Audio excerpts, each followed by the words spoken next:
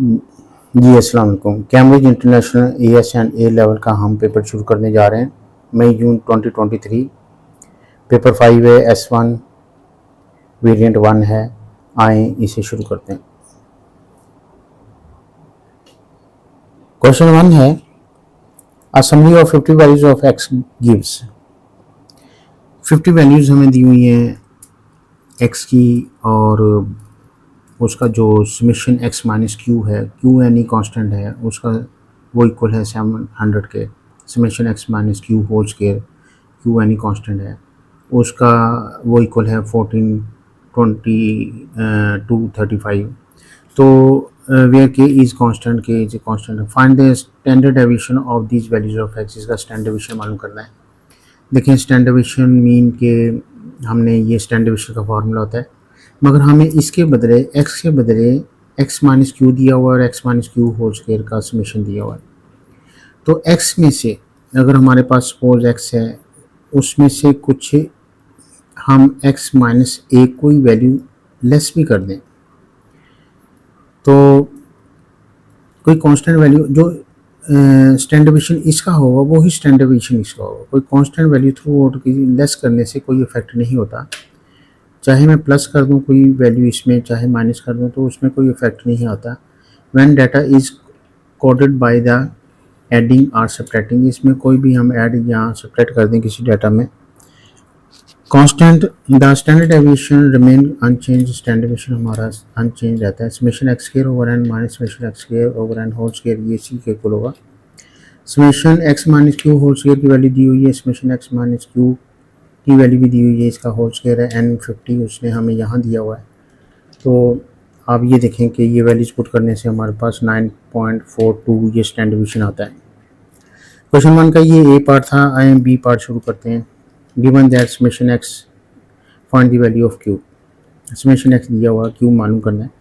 तो आपको पता है कि समेशन एक्स माइनस क्यू 700 दिया हुआ, एक्स माइनस क्यू 700 दिया हुआ।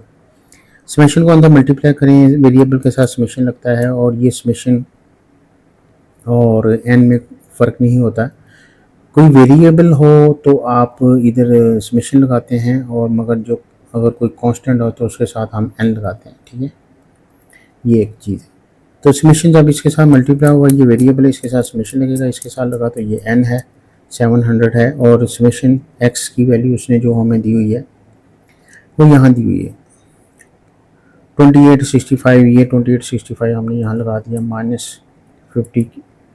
एन क्या है, एन हमारे पास 50 है, into q is equal to 700 हो गया। अब क्यू की वैल्यू निकालनी है, सिंपल है, क्यू की वैल्यू निकाल ली। ये इसका बी पार्ट है। आए क्वेश्चन नंबर 2 की तरफ चलते हैं। क्वेश्चन नंबर 2 है, find the number of ways in which the committee of 6 people can be chosen from 6 men and 8 women if it must include 3 men and 3 women। देखें, एक committee है, 6 लोगों की हमने बनानी है। उस 6 लोगों में से 3 मेन होने चाहिए और 3 वुमेन होने चाहिए।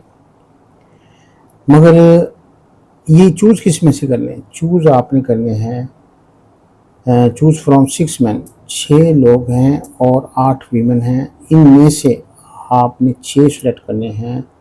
3 फीमेल होनी चाहिए और 3 मेन होने चाहिए। तो कितने तरीक़ों से हम सेलेक्ट कर सकते हैं? इसमें अरेंजमेंट का जिक्र नहीं है, कॉम्बिनेशन का जिक्र है कि कितने तरीक़ों से हम ये कॉम्बिनेशन बना सकते हैं। तो इसका NCXC इंटू NCXC ये फार्मूला होगा।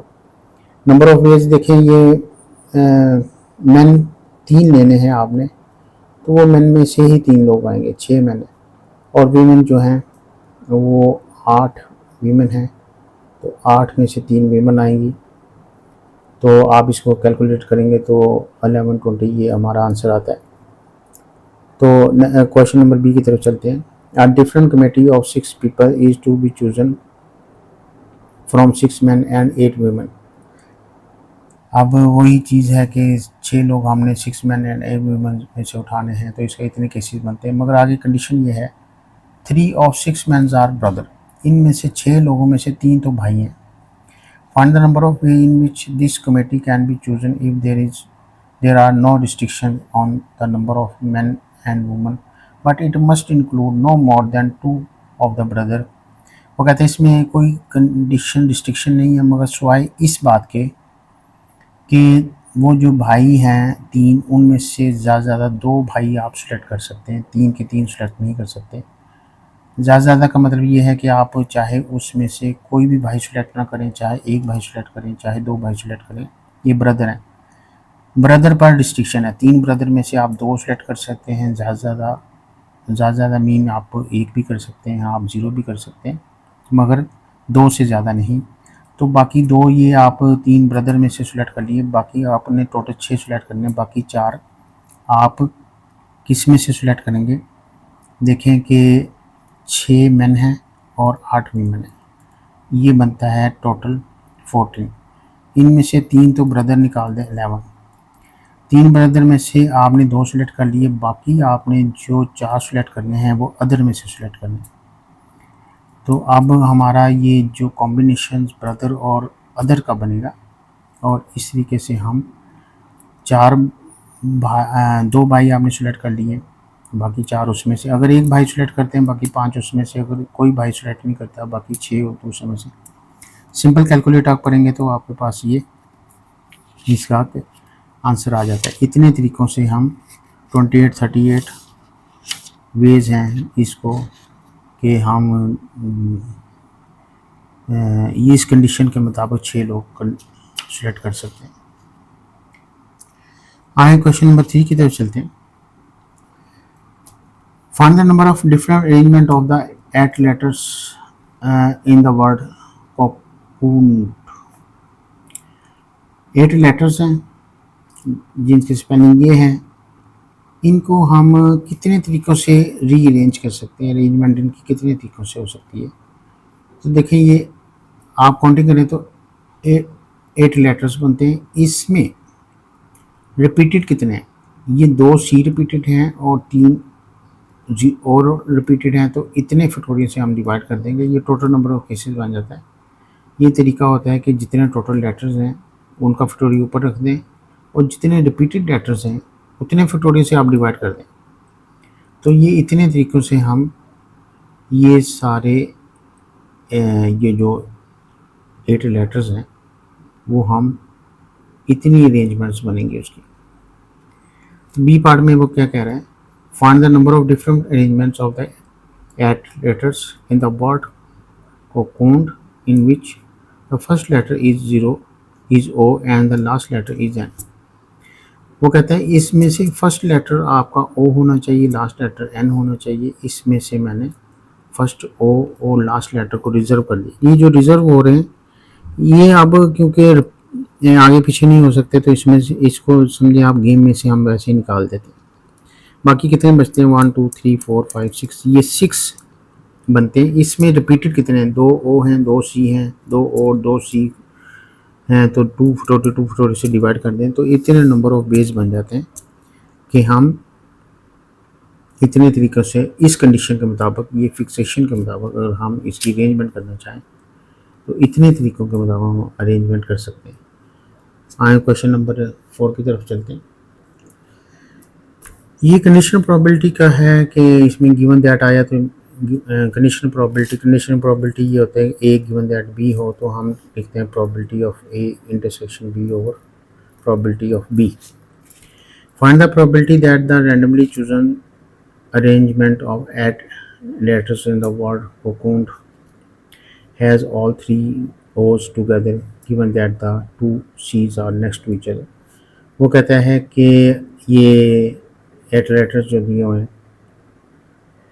इसको आप कितने तरीक़ों से ये जो प्रोबेबिलिटी बनती है, इसकी क्या प्रोबेबिलिटी बनती है कि ये 8 लेटर्स जो हैं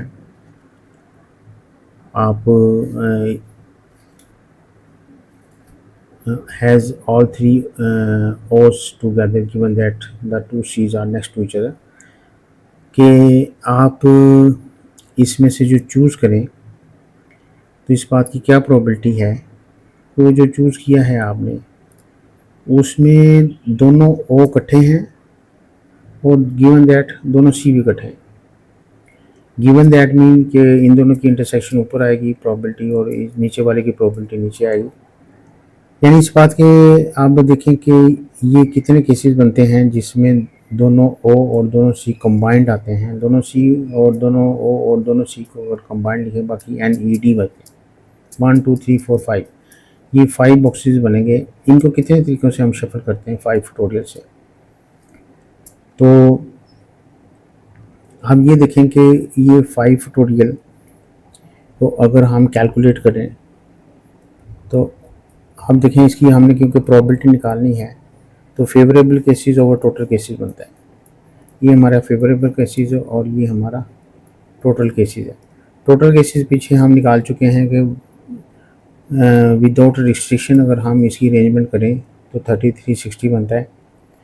मगर इस बात की प्रोबेबिलिटी के ये केसेस कितने बनते हैं जिसमें तीनों ओप इकट्ठे हों और दोनों सी इकट्ठे हों, तो वो ये फेवरेबल केसेस बनता है। टोटल नंबर से डिवाइड कर दें तो हमारे पास ये प्रोबेबिलिटी निकल आती है। और अब ये देखें कि अब दोनों के सी कंबाइन होने की कितनी प्रोबेबिलिटी, यानी इस रिस्ट्रिक्शन से ये है कि दोनों सी कंबाइन हो, ये तीनों ओ इकट्ठे हों या ना हो, ये दोनों ये सब लोग इकट्ठे हों या ना हो, ये जैसे मर्जी शफल करें मगर ये कंबाइन ही जाएंगे जहाँ जाएंगे। तो ये कितने केसेस बनते हैं 1 2 3 4 5 6 7 फैक्टोरियल बनता है। तो 7 फैक्टोरियल 7 तरीक़ों से ये। अब इस बात की प्रोबेबिलिटी के ये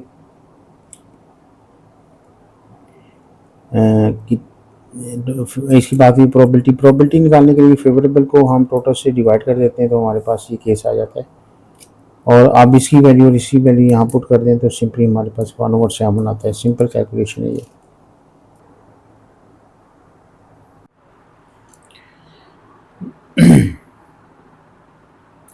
क्वेश्चन नंबर 4 है mathematical puzzle is given to a large number of students.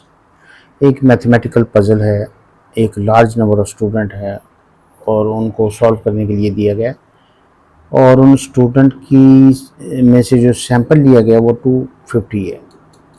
देखते हैं time taken to complete the puzzle are normally distributed with mean. अब ये नॉर्मल डिस्ट्रीब्यूशन की वो बात कर रहा है तो हम नॉर्मल डिस्ट्रीब्यूशन यूज़ करेंगे। X is approximate to the normal distribution, क्योंकि खुद कह रहा है कि ये नॉर्मल डिस्ट्रीब्यूशन बनती है जिसका मीन ये है, मीन जो है वो ये है और स्टैंडर्ड डिवीजन 5.2 है और 5.2 स्टैंडर्ड डिवीजन है। ऊपर अगर वेरिएंस है तो स्क्वायर पर हुआ स्टैंडर्ड डिवीजन के। इन अ रैंडम सैंपल और 250 एक रैंडम सैंपल ये काफ़ी बड़ा है और ये जब रैंडम सैंपल काफ़ी बड़ा हो तो वैसे भी अगर बाइनोमी डिस्ट्रीब्यूशन भी दी हो तो वो approximate to the normal distribution बन जाती है। How many would you expect to have taken more than 20 minutes. तो आप ये एक्सपेक्ट कैसे कर सकते हैं कि वो more than 20 minute to complete the puzzle, वो पजल कंप्लीट करने में 20 मिनट से ज़्यादा लेते हैं। तो प्रोबेबिलिटी इस बात की निकालनी है कि वो एक्स इज 20 मिनट से वो ज़्यादा लेते हैं। इस प्रोबेबिलिटी को हम एंड पर हम n से मल्टीप्लाई कर देंगे। इस प्रोबेबिलिटी को एंड पे n से मल्टीप्लाई करेंगे क्योंकि वो एक्सपेक्टेशन मांग रहा है। एक्सपेक्टेशन का फार्मूला n इंटू पी होता है, मगर n तो हमारे पास 250 है, मगर p निकालने के लिए हम ये प्रोबेबिलिटी मोर देन 20 मिनट्स हम यहाँ यूज़ करेंगे। और बाइनोमियल डिस्ट्रीब्यूशन है क्योंकि ये x में से मीन इधर से भी माइनस करेंगे, सिग्मा से डिवाइड करेंगे, मीन इधर से भी डिवाइड माइनस करेंगे, सिग्मा से डिवाइड करेंगे, तो ये जो हमारे पास x minus mean over sigma होगा ये z बन जाएगा। तो फिर इसकी जगह हम ये x minus mean over sigma इधर भी किया, x माइनस यानी ये 20 माइनस मीन ओवर सिग्मा इधर भी किया, ये x minus mean over sigma ये z बन जाता है। इसको z में कन्वर्ट इसलिए कर रहे हैं क्योंकि हमने z के टेबल में जाकर नॉर्मल डिस्ट्रीब्यूशन में जाकर देखना है। x की जगह z होगा तो हम देख सकेंगे इसकी वैल्यूज़ को। तो सिंपली मीन ऊपर दिया हुआ उसने मीन आप देखते हैं ये मीन की वैल्यू दी हुई है उसने और ये स्टैंडर्ड डिवीजन की वैल्यू दी है। मीन और स्टैंडर्ड डिवीजन की वैल्यू आप इधर लगा दें तो इसे कैलकुलेट करें तो ये ग्रेटर देन 1.038 बनता है। ग्रेटर देन लेस देन होगा तो हम z इज़ लेस देन और पॉजिटिव वैल्यू होनी चाहिए, यानी probability of z less than something a होना चाहिए where a is a positive value. तब इसको हम फाई ऑफ ए कह सकते हैं और फिर जाकर इसको टेबल से देख सकते हैं। ये तो ग्रेटर देन है, इसको लेस देन करने के लिए 1 में से माइनस करेंगे तो लेस देन हो जाएगा। इसको अब हम फाई लिख सकते हैं। जब फाई लिख सकते हैं तो फिर इसकी टेबल वैल्यू देख सकते हैं।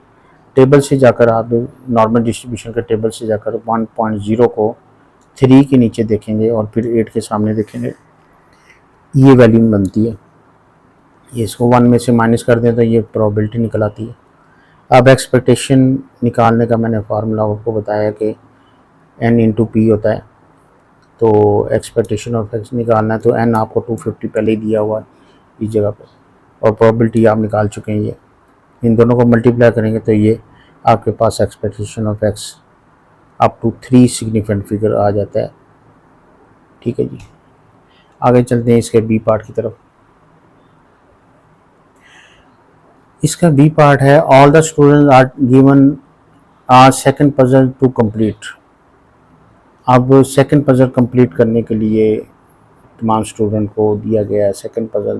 देयर टाइम्स इन मिनट्स, और ये जो मिनट्स में टाइम दिया हुआ है नीचे नॉर्मली डिस्ट्रीब्यूटेड विद मीन ये है और स्टैंडर्ड डिविजन ये है। It is found that 20% of the student have time less than 14.5 और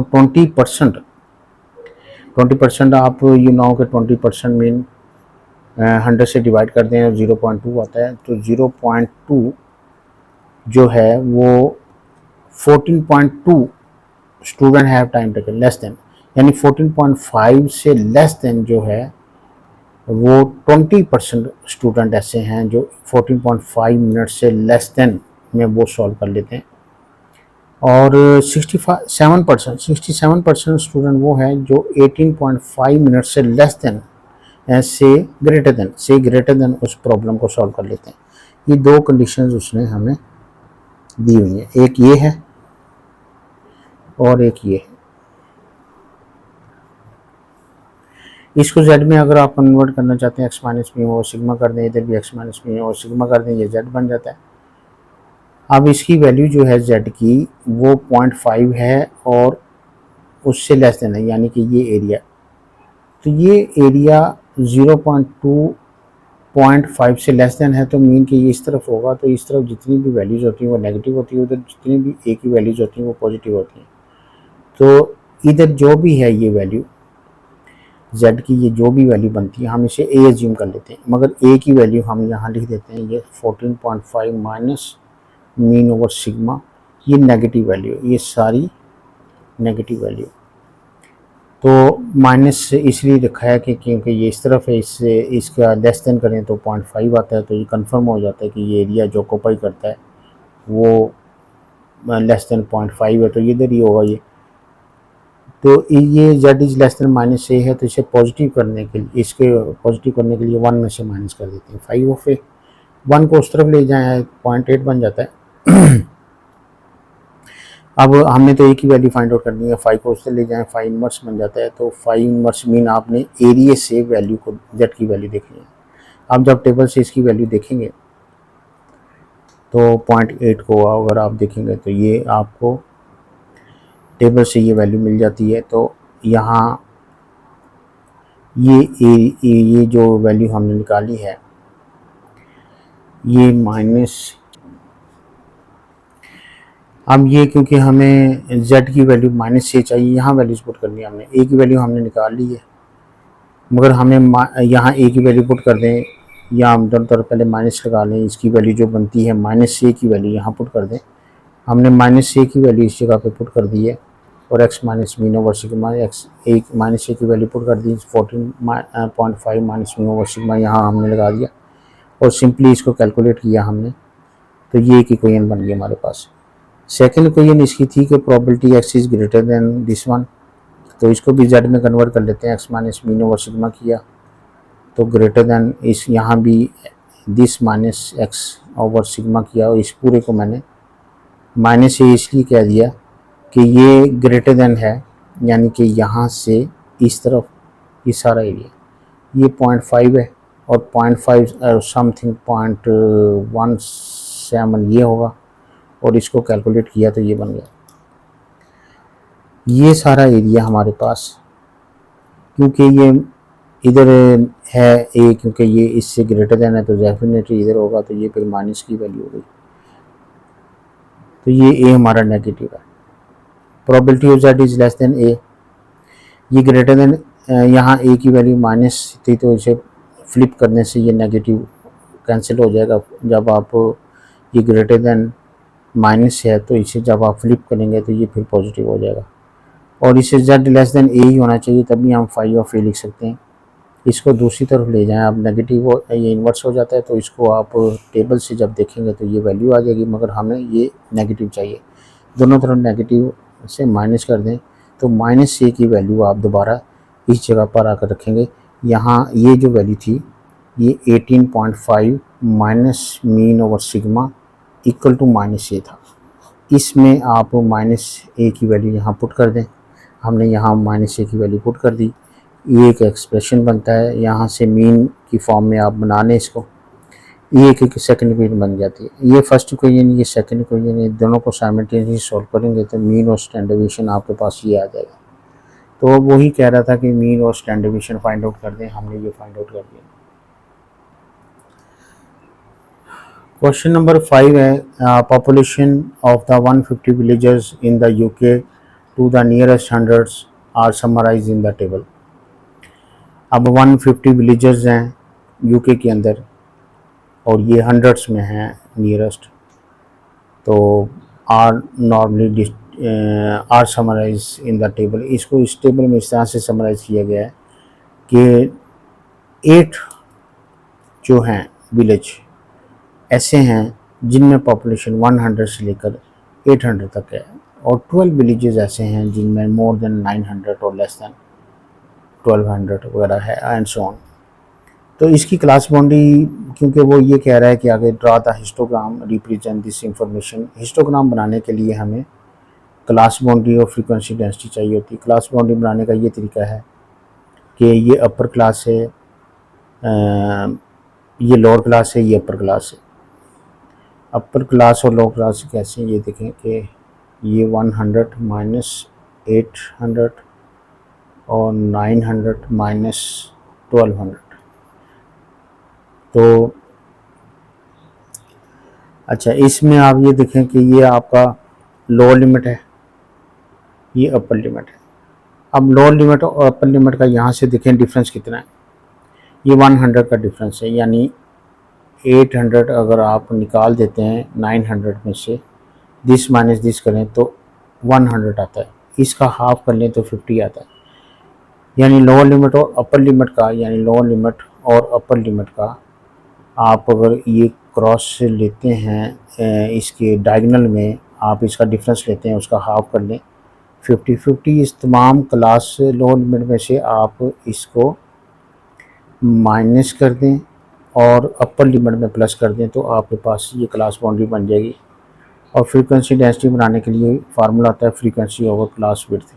क्लास विड्थ आप देखें यहाँ जो बनती है, आप देखें कि यहाँ क्लास विड्थ ये होती है 100 और 900 की, ये बनती है 800, और आगे जाकर इसमें देखेंगे तो 400 बनती है, एंड सो ऑन, जितनी बनती है हर क्लास में।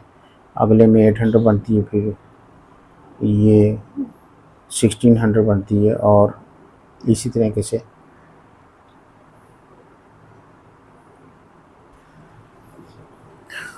ये इसमें आप देखेंगे 2100 और 3300, इसमें 1200 का क्लास इंटरवल आती है। तो फ्रीक्वेंसी ये है, फ्रीक्वेंसी ओवर क्लास विड्थ आप ये करते चले जाएं तो फ्रीक्वेंसी डेंसिटी आपके पास, frequency over class width, frequency over class width, तो ये आपके पास फ्रीक्वेंसी डेंसिटी आती जाएगी। फ्रीक्वेंसी डेंसिटी को हम वाई एक्सिस के ऊपर रिप्रेजेंट करते हैं, और ये जो क्लास बाउंड्री होती है, क्लास बाउंड्री को हम एक्स एक्सिस के ऊपर रिप्रेजेंट करते हैं। आप देखें कि यहाँ 50 से ऑनवर्ड आप इंटरवल ले लें, जिस तरह से ये पूरा एक इंटरवल 1000 का आप रख लें, ये 2000 है, 5000, आप 50 से शुरू करते हैं तो ये 1000 है, तो 1050 हो जाएगा, ये फिर 2050 हो जाएगा, क्योंकि शुरू 50 से हो रहा है, तो एंड सो ऑन ये लगाते चले जाएं। अब ये देखें कि 50 से लेकर 850 तक फ्रीक्वेंसी डेंसिटी 0.01 है। आपने एक को हमने 0.0 क्योंकि मैक्सिमम यहाँ जो वैल्यू है 0.06 है, तो हम अगर इसको 0.1 एज्यूम करते हैं, 0.2 ये 0.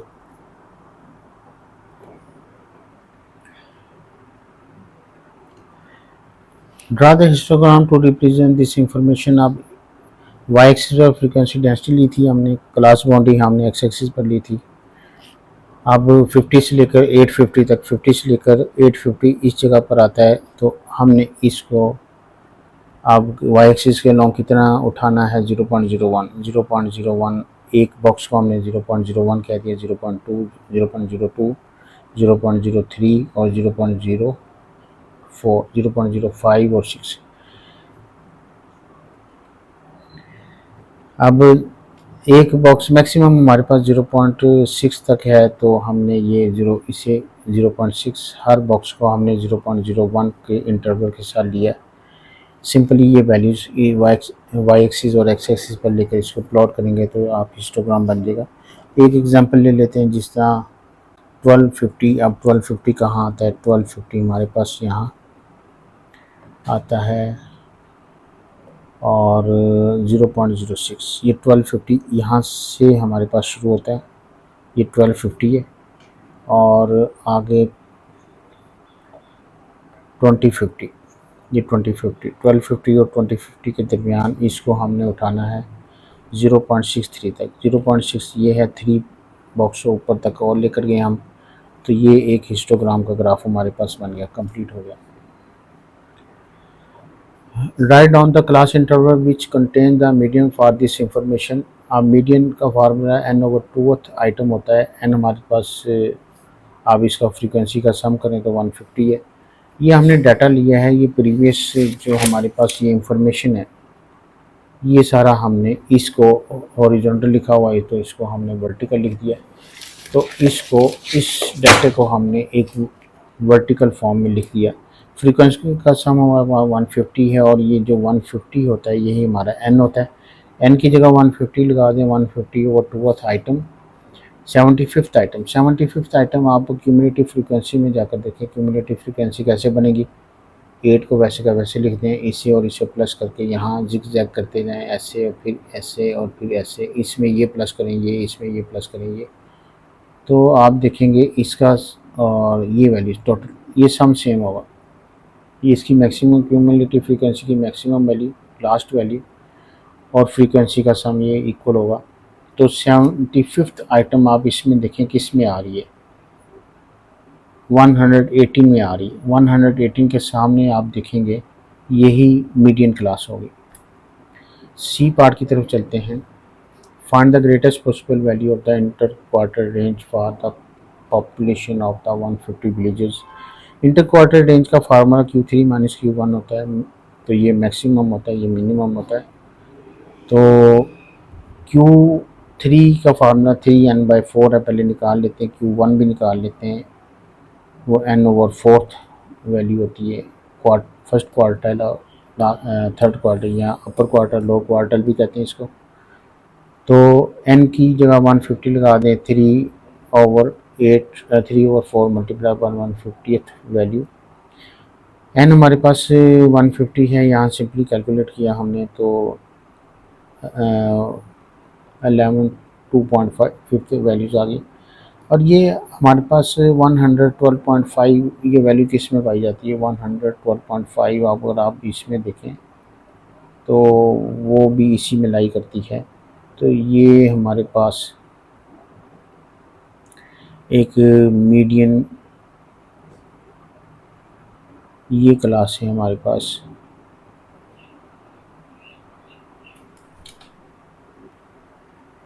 आप इसको क्लास बाउंड्री में 112.5 क्लास बाउंड्री में अगर आप जाकर देखते हैं तो 100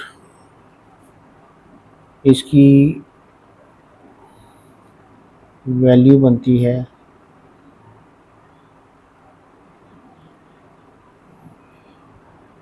इस क्लास के अंदर आप अगर जब इसे एक्यूमुलेट करते हैं तो इस क्लास के अंदर अगर आप इसे एक्यूमुलेट करना शुरू करें तो यानी कि ये बनता है 8 प्लस 12 20, 20 प्लस 50 70, 70 प्लस ये करेंगे 118 और फिर इसमें ये प्लस करेंगे तो 150। ये क्यूमुलेटिव फ्रीक्वेंसी है। आप देखें कि हमारे पास जो 112.5 आया वो इसके अंदर लाई करता है और ये क्लास ये है, इंफॉर्मेशन जो दी हुई इसकी क्लास ये है। मगर क्लास बाउंड्री में जाकर देखेंगे तो ये है, ये क्लास बाउंड्री बनती है। इसमें हमारा थर्ड क्वार्टर लाई करता है। इसी तरीके से फर्स्ट क्वार्टर अगर आप निकालना चाहते हैं तो फर्स्ट क्वार्टर आप देखेंगे कि 150 first quarter n over fourth value है, n over fourth value n हमारे पास 150 है। 4 से अगर डिवाइड कर दें तो 37.5 वैल्यू बनती है। 37.5 वैल्यू हमारी कहाँ लाई करती है, आप ये देखें इसमें लाई करती है। और ये क्लास बाउंड्री की क्लास हमारी ये बनती है, गिवन इन्फॉर्मेशन की क्लास ये बनती है, मगर क्लास बाउंड्री में ये बनती है 1250 से लेकर 2050 तक। 1250 से 2050 तक की ये क्लास बनती है, ये मिनिमम है ये। और ये देखें कि हमें इंटर क्वार्टर रेंज चाहिए तो मैक्सिमम माइनस मिनिमम, इसका हम मैक्सिमम लेंगे, इसका मिनिमम लेंगे। इसका मैक्सिमम Q1 का मैक्सिमम और Q1 के मिनिमम। इंटर मीन हमने ये वाली वैल्यू ली, अंदर वाली वैल्यू लेंगे। तो ऊपर ये मैक्सिमम ये है और इसका मिनिमम ये है, दोनों का डिफरेंस लेंगे तो 200 बनता है। ये 200 जो है हमारे पास इंटर क्वार्टर रेंज आता है। लें जी इसका आप क्वेश्चन नंबर 6 की तरफ चलते हैं।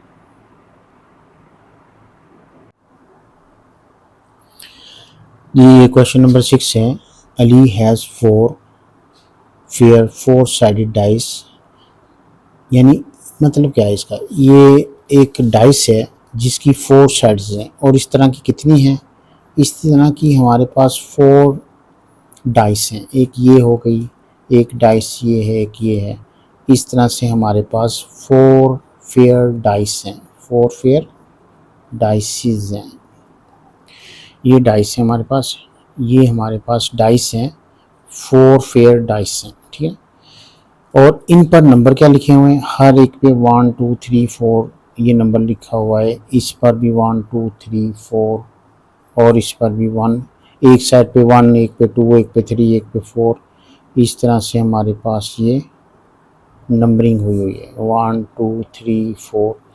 जब इन 4 को मैं थ्रो करता हूँ, हो सकता है एक पे 4 आ जाए, एक में 2 आ जाए, एक में 3 आ जाए, एक में फिर 3 आ जाए। क्या होगा, 4 2 3 3। तो ये एक केस ये बनता है। और क्या सब पे 1 1 आ जाए, सब पे 2 2 आ जाए, 1 2 3, बेशुमार केसेस बनते हैं। ये कितने केसेस बन सकते हैं देखें, एक पे 4 साइड्स हैं, दूसरे भी पे 4 है, तीसरे भी पे 4, चारों की 4 साइड्स हैं और चारों को थ्रो करने से टोटल नंबर ऑफ केसेस 256 बनते हैं। ये टोटल नंबर ऑफ केसेस हैं। आगे वो क्या कह रहा है, he throws all 4 dice at the same time, वो सेम टाइम पर चारों को थ्रो कर देता है। तो बताएं तो random variable x denote the number of twos obtain. पहली बात यह कि टोटल नंबर ऑफ केसेस कितने बनेंगे, चारों को थ्रो करने से 256 केसेस बनेंगे। और एक्स रिप्रेजेंट करता है 2 आने को, यानी अगर चारों पे 2 आया है, अगर फ़र्ज़ करें चारों को थ्रो किया, सब पे ही 2 आए, तो उसको एक्स रिप्रेजेंट करता है। तो वो कहता है show that x is equal to 3, यानी एक्स 2 को रिप्रेजेंट करता है, यानी 3 चारों को थ्रो किया है तो 3 पर 2 आया, यानी कि चारों को थ्रो किया हमने तो एक के अलावा एग्जैक्टली बाकी 3 पे, हो सकता है पहले 3 पे 2 आए, पहले 3 डाइस पे थ्रो 2 आ जाए और चारों डाइस को थ्रो करें तो पहले 2 और आखिरी एक पे 2 आ जाए और बाकी तीसरी वाली पे थर्ड वन पे 2 ना आए एंड सो ऑन। ये केसेस बनते हैं कि लास्ट पे 2 नहीं आया, सेकंड लास्ट पे 2 नहीं आया और सेकंड पे 2 नहीं आया और फर्स्ट पे 2 नहीं आया। तो ये देखें कि ये कितने केसेस बनते हैं, यानी कि 2 ना आने की प्रोबेबिलिटी 1/4 है और 2 आने की तीनों पे 2 आने की प्रोबेबिलिटी 3/4 है।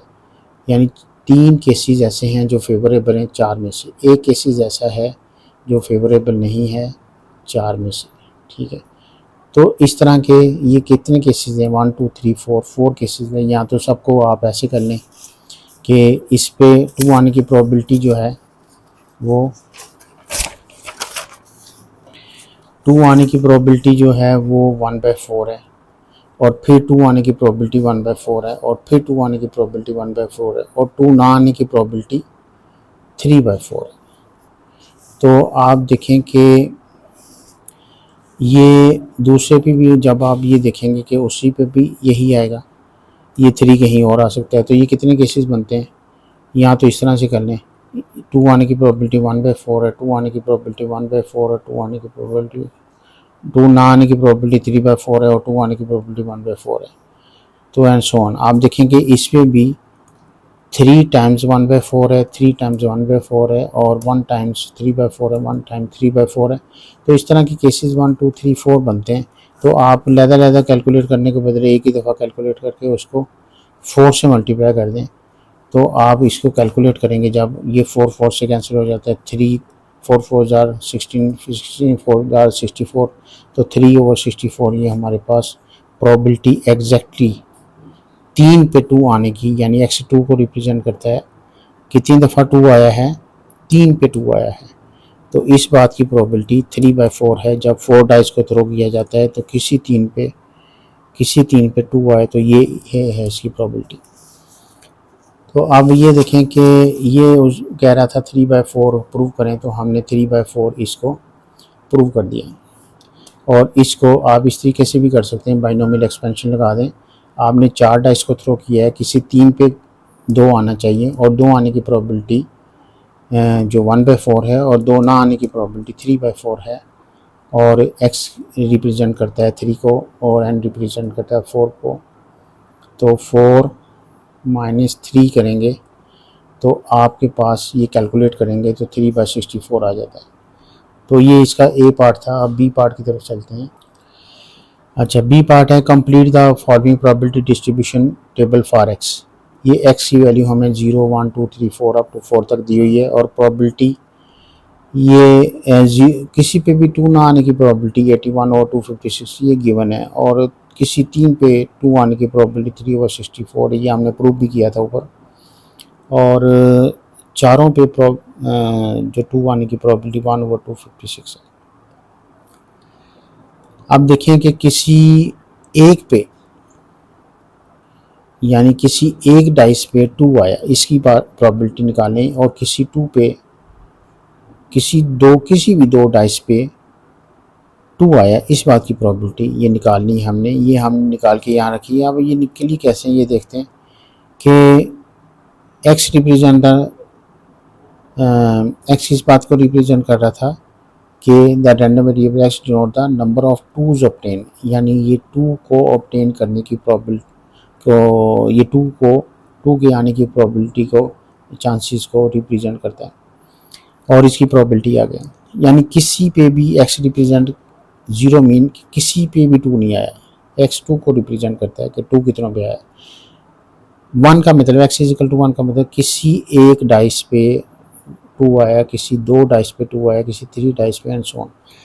तो इस बात की प्रोबेबिलिटी निकालें कि किसी पे भी 2 नहीं आया। तो ये गिवन है, ये भी गिवन है, ये भी गिवन है, हमें 1 और 2 निकालना है। तो इसकी बाइनोमियल एक्सपेंशन लगाते हैं NCX, जिस तरह NCX P of x Q n - x। तो x रिप्रेजेंट करता है 1 को, n रिप्रेजेंट करता है 4 को। 4 डाइस हैं, प्रोबेबिलिटी ऑफ P मीन कि 2 आने की प्रोबेबिलिटी 1/4 है, 2 ना आने की 3/4 है। और सिंपली हमने यहाँ वैल्यूज पुट कर दी हैं, तो ये आ गया। यहाँ भी वैल्यूज पुट कर दें, 2 है यहाँ 2 है तो 2 यहाँ आ जाएगा, n - x NCX x2 है P of x Q n - x x2 है, n4 है। यहाँ सिंपली हमने वैल्यू सब्स्टिट्यूट की है और कैलकुलेट किया, 27 और 128 आ गया। तो ये दो वैल्यूज हमने कैलकुलेट करनी थी, ये हमने कैलकुलेट कर दी। ये इसका सी पार्ट है, इसके बाद डी पार्ट भी है, इसके 4 पार्ट्स हैं। सी पार्ट की तरफ आते हैं। क्वेश्चन नंबर 6 का सी पार्ट है, find expectation of x. X represent करता है 2 आने को, x p of x represent करता है 2 आने की प्रोबेबिलिटी को। एक्सपेक्टेशन निकालने का फार्मूला होता है summation x p of x, यानी एक्स और पी ऑफ एक्स इन दोनों को मल्टीप्लाई कर दें और सम कर लें।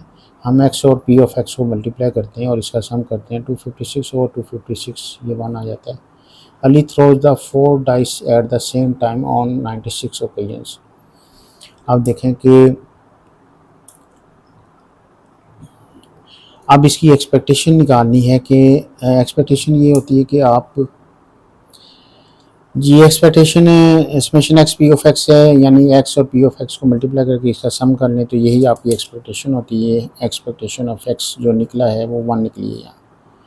तो ये हमने कैलकुलेट करनी थी। अब डी पार्ट की तरफ चलते हैं। जी डी पार्ट है, use an approximation to find the probability. हमने अप्रोक्सीमेशन को यूज़ करते हुए प्रोबेबिलिटी फाइंड आउट करनी है। That he obtain at least 2 twos, कम से कम उसने 2 टू यानी कम से मुराद के 2 से ज़्यादा, तो 2 से ज़्यादा 2 आने की प्रोबेबिलिटी, यानी 2 यानी एक्स रिप्रेजेंट करता है 2 आने को और एग्जैक्टली 2 टाइम्स 2 आया तो वो 2, अगर एग्जैक्टली 3 टाइम्स 2 आया तो ये, एग्जैक्टली 4 टाइम्स 2 आया तो ये उनकी प्रोबेबिलिटी है। कम से कम 2 टाइम्स एटलीस्ट 2 आए तो ये है, और मोर देन 2 आए यानी चारों पे 2 आ गया, 3 पे 2 आ गया, एग्जैक्टली 2 पे 2 आ गया। ये इतना सा जो पार्ट आपको नज़र आ रहा है ये इसकी प्रोबेबिलिटी है। ये इस बात को रिप्रेजेंट करती है, इसका समेशन, इसको अगर सम कर दें तो इस बात को रिप्रेजेंट करता है कि कम से कम 2 आने की प्रोबेबिलिटी किसी 2 डाइस पर 2 आने की प्रोबेबिलिटी को रिप्रेजेंट करता है। किसी 3 पे भी 2 आ जाए, किसी चारों पे भी 2 आ जाए, मगर कम से कम किसी 2 डाइस पर 2 आए, ये इस बात की प्रोबेबिलिटी को रिप्रेजेंट करता है। एटलीस्ट 2 टूज को ये रिप्रेजेंट करता है। और डाइस ये फेंकी कितनी दफ़ा गई हैं, चारों की चारों 96 टाइम्स, और उनमें से 20 टाइम्स ऐसा हुआ है, 20 टाइम ऐसा हुआ है कि कम से कम किसी 2 डाइस पे 2 आया है। तो इस बात की प्रोबेबिलिटी निकालनी है। कम से कम 20 टाइम्स ऐसा हुआ है कि किसी 2 डाइस पर कम से कम किसी 2 डाइस पे 2 आया है। अब ये देखें कि प्रोबेबिलिटी हमने ये निकालनी है। अब p greater than equal to 2 की प्रोबेबिलिटी ये है, प्रोबेबिलिटी p ये है, और प्रोबेबिलिटी किसी 2 पे कम से कम 2 पे 2 आने की ना प्रोबेबिलिटी ये 1 माइनस पी वही है। तो हमें मीन भी चाहिए, स्टैंडर्ड डेविएशन भी चाहिए, यहाँ यूज़ होना है इसमें। मीन कैसे निकालेंगे, क्योंकि मीन निकालने के लिए हमें एन पी चाहिए था, पी हमारे पास यहाँ से निकल आया, एन हमारे पास जो है वो यहाँ 96 दिया हुआ है। सिंपली एन पी आप यहाँ वैल्यूज पुट कर दें तो आपके पास ये मीन आ जाता है। स्टैंडर्ड डेविएशन का बाइनोमियल डिस्ट्रीब्यूशन में फार्मूला एन पी क्यू होता है, यहाँ एन पी क्यू की वैल्यूज पुट कर दें तो आपके पास ये आ जाता है। वही apply the normal to the binomial. अब देखें अप्रोक्सीमेशन हम यूज़ कर रहे हैं, नॉर्मल टू द बाइनोमियल। अब देखें कि अब नॉर्मल डिस्ट्रीब्यूशन क्या बनती है, x लेस देन 20, और x को z में कन्वर्ट करने के लिए यहाँ भी हमने माइनस मीन किया और स्टैंडर्ड डेविएशन से डिवाइड कर दिया, तो इधर भी मीन माइनस करके स्टैंडर्ड डेविएशन से डिवाइड कर देंगे तो x minus mean over sigma. ये x जो है कॉन्टीन्यूटी के लिए, क्योंकि ये डिस्क्रीट डाटा है, ये 96 डिस्क्रीट को रिप्रेजेंट करता है। तो जब आप इसको इंक्लूड करना चाहेंगे तो 19.5 आप करेंगे, क्योंकि z is greater then this one. तो 19.5 माइनस मीन की वैल्यू आपके पास ये है और स्टैंडर्ड डेविएशन ये है। तो सिंपली इसको सॉल्व करें, ये नेगेटिव आता है, नेगेटिव को देखो ये नेगेटिव है, यहाँ अगर ये इस तरह से कुछ है कि ये दिया हुआ है probability of z less then -1.306, आप इसको नेगेटिव को अगर पॉजिटिव करना चाहते हैं तो इनइक्वालिटी को आप चेंज कर दें तो ये पॉजिटिव हो जाता है, मगर ये लेस देन होना चाहिए। तो लेस देन करने के लिए 1 में से लेस कर दें तो ये वैल्यू हमारी, ये इसको फ्लिप करने के लिए 1 में से माइनस करना पड़ता है, और एक दफ़ा फ्लिप करें तो नेगेटिव पॉजिटिव हो जाता है, दूसरी अगर फर्दर फ्लिप करना चाहते हैं तो 1 में से माइनस कर दें तो ये फ्लिप हो जाएगा। ये जो चीज़ लेस देन है इसको हम फाई कहते हैं, और ये फाई की वैल्यू है, इसको हमने टेबल से देखना है, और टेबल से अगर इसकी वैल्यू देखें हम तो 0.9042 नॉर्मल डिस्ट्रीब्यूशन के टेबल से देखें तो ये बनती है। तो ये नॉर्मल डिस्ट्रीब्यूशन के टेबल से इसकी वैल्यू ये बनती है, इसे 1 में से माइनस कर दें तो ये वैल्यू हमारे पास आ जाती है। तो आगे चलते हैं, तो यही इसका फाइनल आंसर है। अब 2-3 सिग्निफिकेंट फिगर हमने लिख दिया है। इसमें दोबारा मैं थोड़ा सा एक्सप्लेन कर देता हूँ कि प्रोबेबिलिटी इस बात की निकालनी है कि फीवर देन 20 से कम टाइम्स ऐसा हुआ है कि किसी 2 डाइस पे 2 आया है, तो किसी 2 डाइस पे कम से कम 2 आने की पहले तो प्रोबेबिलिटी निकालेंगे, फिर इस बात की प्रोबेबिलिटी निकालेंगे कि कम से कम 20 टाइम्स 96 में से ऐसा हुआ है। ये बाइनोमियल डिस्ट्रीब्यूशन के ज़रिए सॉल्व करेंगे। ये पी की वैल्यू मीन में यूज़ होगी और ये पी की वैल्यू सिग्मा में भी यूज़ होगी। एन हमें दिया हुआ है और सिंपली मीन और स्टैंडर्ड डिवीएशन निकाल कर हमने सिंपली इसमें पुट करना है, और एक्स की वैल्यू हमें 20 दी हुई है। इसे कॉन्टिन्यूटी करेक्शन के लिए 9.5 माइनस करेंगे तो ये कॉन्टिन्यूटी में डिस्क्रीट डाटा से कॉन्टिन्यूटी में कन्वर्ट हो जाएगा, और इसे सिंपली हम कैलकुलेट करेंगे। क्वेश्चन नंबर 7 है कि आज चिल्ड्रंस वाइल्ड लाइफ मैगजीन एक बच्चों का निकलता है, इज पब्लिश होता है एवरी मंडे, हर मंडे को, for the next 12 weeks it will include a model animal as a free gift. अब नेक्स्ट 12 वीक्स तक ऐसा हुआ है कि हर वीक में एक फ्री गिफ्ट रखा गया है एनिमल का। देयर आर 5 डिफरेंट मॉडल्स, ये 5 डिफरेंट मॉडल्स हैं, टाइगर है, लेपर्ड है एंड सॉन, एलिफेंट वगैरह, buffalo, each with the same probability of being include in the magazine, और मैगजीन में इनके निकलने की प्रोबेबिलिटी सेम है। Shahim buys 1 copy of the magazine every Monday, वो हर मंडे को एक मैगजीन खरीद लेता है कि इसमें से कोई एनिमल गिफ्ट निकलेगा। अब प्रोबेबिलिटी किस बात की निकालनी है, find the probability that the first time that the free gift is an element is before the 6th Monday. तो इस बात की प्रोबेबिलिटी निकालें कि फर्स्ट टाइम ऐसा हुआ है कि उसके मैगजीन में से एलिफेंट निकला है, और ये 6th मंडे से पहले हुआ। देखिए इस तरह की जो होती ना, बिफोर द 6th मंडे या एन के मंडे, यानी के कोई भी आप जनरलाइज कर दें, केथ मंडे, तो बिफोर का मतलब ये होता है कि probability of x less than equal to k से पहले, और इसका formula 1 - q raise to power k, या ये भी होता है। तो अब प्रोबेबिलिटी ये है कि 6 से पहले x इज़ लेस देन 6। अगर आप दूसरी वर्डिंग यूज़ करेंगे, ये डिस्क्रीट रहता है, यानी कि 5 इंक्लूड करें तो probability of x is equal to 5, यानी 5 से लेकर 5 से कम या 6 से कम एक ही बात है। इसमें इससे कम 5 इंक्लूड होगा, क्योंकि इससे बाद में तो आता ही 5 है, 5 एंड 5 से कम, 5 एंड 5 से लेस। तो इसमें हमें सिंपल वैल्यूज पुट करनी होती है, क्योंकि ये ज्योमेट्रिक डिस्ट्रीब्यूशन की बात आती है। जब ज्योमेट्रिक डिस्ट्रीब्यूशन की बात आए तो उसमें n मेंशन नहीं होता, इसमें n मेंशन नहीं है, तो ये ज्योमेट्रिकल डिस्ट्रीब्यूशन बन जाती है। तो यहाँ q की वैल्यू जो है वो टॉय आने की प्रोबेबिलिटी कोई भी 1/4 है, और टॉय वो एलिफेंट का आने की प्रोबेबिलिटी अगर 1/4 है, 1/5 है, तो एलिफेंट ना आने की प्रोबेबिलिटी 1/5 ऐसे करते हैं।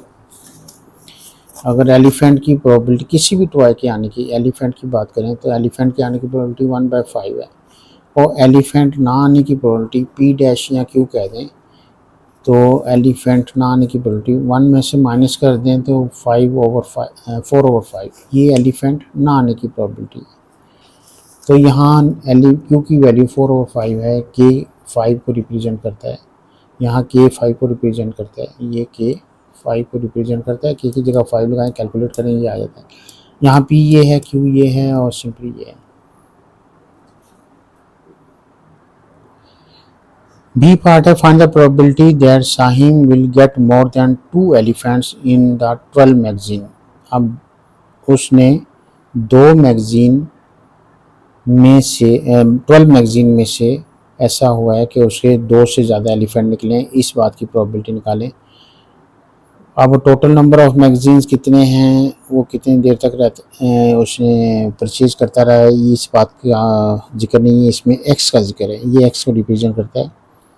उसने एक अमाउंट चूज़ की, एक्स रिप्रेजेंट 12, और उसमें से ऐसा हुआ है कि बल्कि यहाँ ये बाइनोमियल डिस्ट्रीब्यूशन मांगी, यहाँ अब n गिवन है, सॉरी यहाँ अब n गिवन है, और find the probability that Shaheen will get more than 2 elephants. More than 2 mean ये x हमें दिया है, मोर देन 2 ये x की वैल्यू दे दी उसने, इस बात की हमने प्रोबेबिलिटी निकालनी है कि x is greater then 2।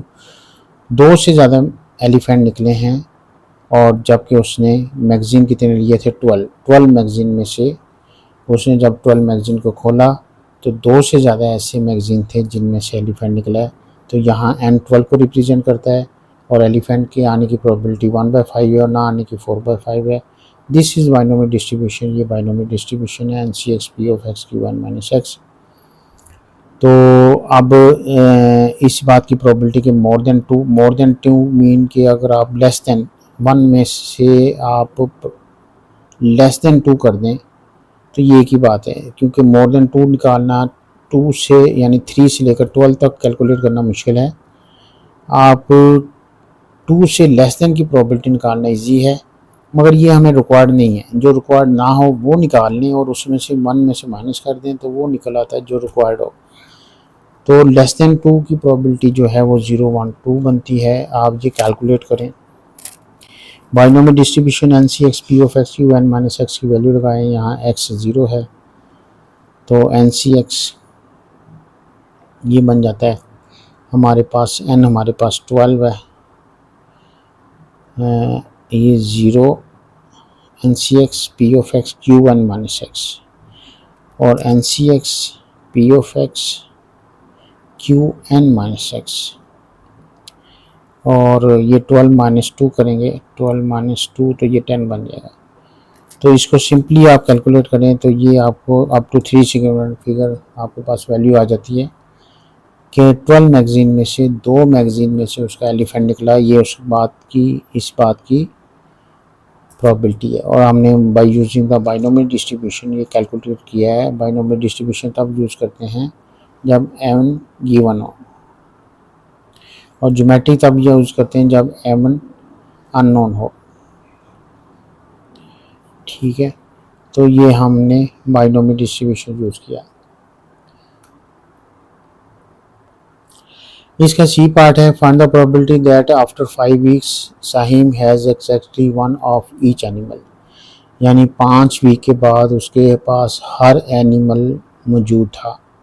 5 week में फर्स्ट वीक हो, सेकंड, थर्ड और 5th वीक कोई ना कोई डिफरेंट एलिमेंट उसके पास निकलता आया, मगर हम अज्यूम कर लेते हैं कि उसके बाद लेपर्ड, डायनासोर, एलिफेंट, बफालो और टी फॉर है हमारे पास टाइगर। अब टाइगर, ये सारी वैल्यूज़ हमारे पास टाइगर, अब टाइगर हो या एलिफेंट हो या डायनासोर हो लेपर्ड हो, बफालो हो, सब की प्रोबेबिलिटी 1/5 है। अब कौन सी पहले उसके पास आया, कौन सा बाद में आया, तो ये एक ऑर्डर का भी ये इशू आएगा। तो probability exactly 1 of each animal, इस बात की प्रोबेबिलिटी। आप देखें टाइगर आने की प्रोबेबिलिटी 1/4 है। नेक्स्ट उसके बाद अगर टाइगर आया तो लेपर्ड फिर आया, फिर डायनासोर आया, फिर हर एक की प्रोबेबिलिटी डिफरेंट आए हैं उसके बाद, तो हर एक की प्रोबेबिलिटी 1/5 है। मगर ये कौन सा पहले आया, कौन सा बाद में आया, इस बात के भी बेशुमार केसेस बनते हैं। वो 5p5 बनेगा, तो वो उसका यहाँ 5 फैक्टोरियल लिख दें ये, और इसकी अरेंजमेंट का भी आएगा कि कौन सा पहले आया, कौन सा बाद में आया, तो कई केसेस बनते हैं। उससे 5 फैक्टोरियल से मल्टीप्लाई कर दें, सिंपली कैलकुलेट करें 25 और 625 या 0.0384 अप टू 3 सिग्निफिकेंट वैल्यूज़, ये हमारे पास ये इस बात की प्रोबेबिलिटी निकल आती है कि 5 टाइम्स उसने या 5 वीक्स उसने वो मैगज़ीन लिया, तो हर दफ़ा उसके पास डिफरेंट टॉय निकला है। इस बात की प्रोबेबिलिटी को रिप्रेजेंट करती है ये चीज़। आपका ये पेपर ख़त्म हो जाता है, कंप्लीट हो जाता है। इसमें कुछ एंड पे फार्मूले हैं जो मैं आपको रिवाइज़ करवा देता हूँ। ये मीन का फार्मूला है, एक्सपेक्टेशन x1 और पी के इक्वल भी होता है, वेरिएंस q और पी स्क्वायर के इक्वल भी होता है। और किसी प्रोबेबिलिटी निकालना ज्योमेट्रिक मीन में x is greater than k हो तो q raise to power k होता है। और इसी तरीके से इस बात की प्रोबेबिलिटी निकालना कि less than equal to k हो, ये ज्योमेट्रिक डिस्ट्रीब्यूशन में 1 - q raise to power k होता है। और ये एग्जैक्टली किसी चीज़ की प्रोबेबिलिटी निकालना x is equal to k, तो q raise to power k - 1 into p होता है। नहीं, ये एक फार्मूला लिस्ट थी एक थोड़ी सी। तो ये हमारा चैप्टर जो पेपर है ये कि कंप्लीट हो जाता है। अब नेक्स्ट पेपर इंशाल्लाह शुरू करते हैं हम।